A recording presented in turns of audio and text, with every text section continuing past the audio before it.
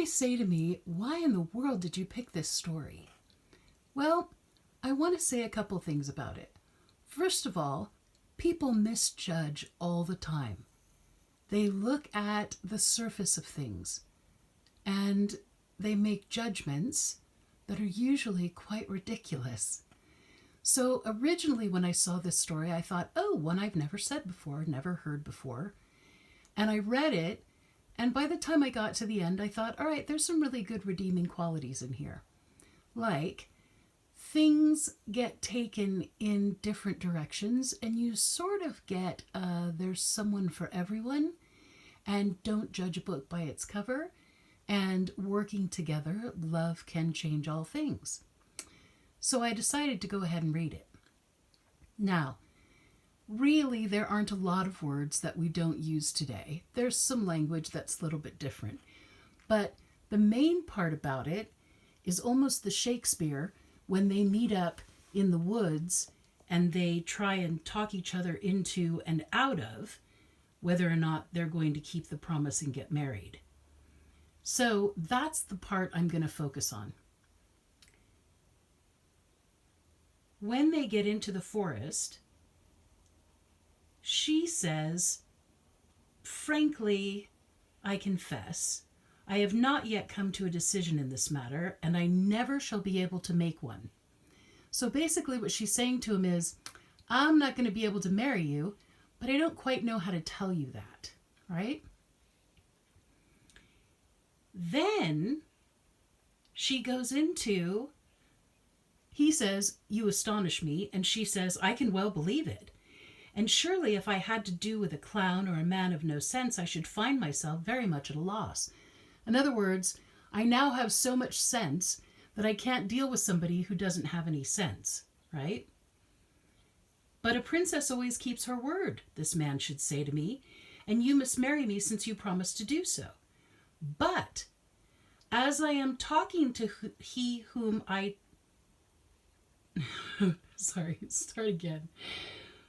But as he to whom I talk is the one man in the world who is master of the greatest sense and judgment, I am sure he will hear reason.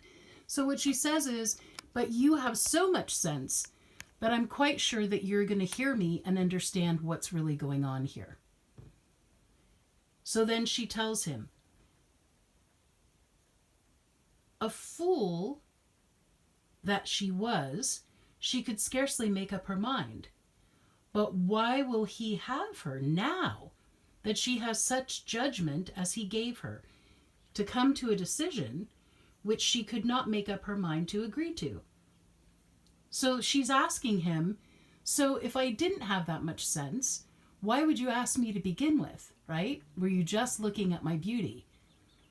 And basically what he says is, you don't know that you have this gift, but I do. And I can make it so that I've given you my wit, and you can make it so that you give me handsomeness.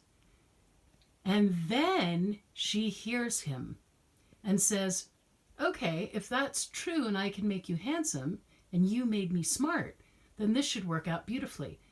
And in fact, that's what they go for, and they get married.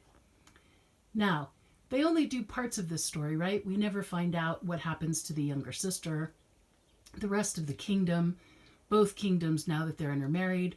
But essentially the moral of the story is they helped each other and they looked beyond what they had. In most relationships, that's what happens. If it works, you help each other with what you've got to make each other better. So, where initially you could say to me, this was a really sad story and everybody's getting called bad names, what I'm going to say to you is, sometimes that's not the main point. People are going to call you things. As Maya Angelou said, it matters not what people call you. It matters what you answer to. So these two overcame that. That's my mini explanation. We're not going sentence by sentence. And if I had anything else to say about it, it would be careful when you decide to be judgmental or make decisions about who other people are simply by what you think you're seeing. What you see is not always the truth. I hope you enjoyed. And if you didn't enjoy, I hope you learned. And if you didn't enjoy and you didn't learn, then thanks for coming to play, and hopefully you'll enjoy one of the other stories more. Have a good one. Bye.